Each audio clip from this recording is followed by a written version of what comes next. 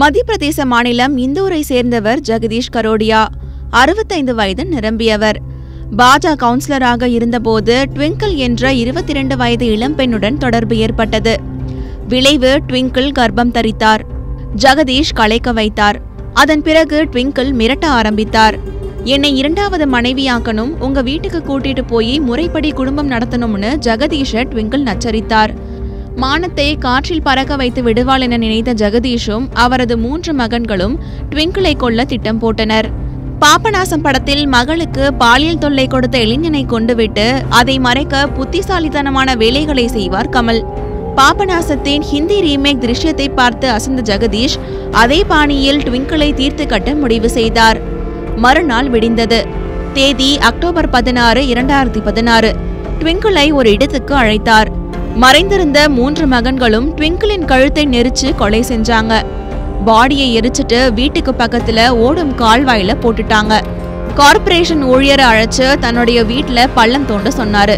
தன்னுடைய நாயை கொன்னு அதில் புதைச்சிருக்காங்க. பாபநாசம் படத்துல போலீஸ் திசை திருப்ப கமல் இப்படிதான் செய்வாரு. ட்விங்கிள் உயிரோடு இருந்த போதே அவளுக்கும் அப்பாவுக்கும் சண்டை மூட்டி விட்டாரு.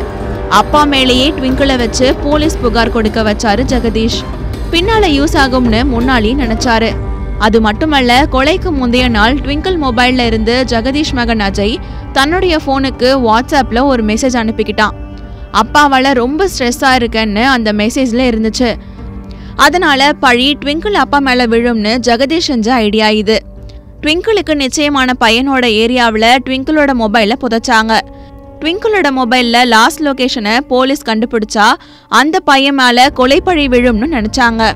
ட்விங்கிள் கொலை நடந்து 6 மாதத்துக்கு யாருக்கும் ஜெகதீஷ் மேல சந்தேகம் வரல. ஒரு நாள் போலீஸ் ஸ்டேஷனுக்கு போய் இண்டோர்ல இருக்க லீகல் ஸ்கொயர் ஏரியாவில் ட்விங்கிளை பார்த்ததா ஜெகதீஷ் சொன்னாரு. ட்விங்கிளை உயிரோடு இருக்கிறதா சொன்ன போலீஸும் இன்னும் குழம்புவாங்கன்னு நினைச்சாரு. ஆனா அவரையே போலீஸ் விசாரிச்சாங்க. ட்விங்கிள் மாதிரி ஒரு பொண்ணை பார்த்தேன்னு சொல்லி சமாளிச்சுட்டு வந்தாரு. ஆனா போலீஸுக்கு சந்தேகம் தீரல. ஜெகதீஷ் கார் டிரைவர் கிட்ட விசாரிச்சப்ப அக்டோபர் 16ஆம் தேதி ஜெகதீஷ் வீட்ல இருந்து ட்விங்கிள் வெளியே வந்ததை பார்த்தேன்னு சொன்னாரு.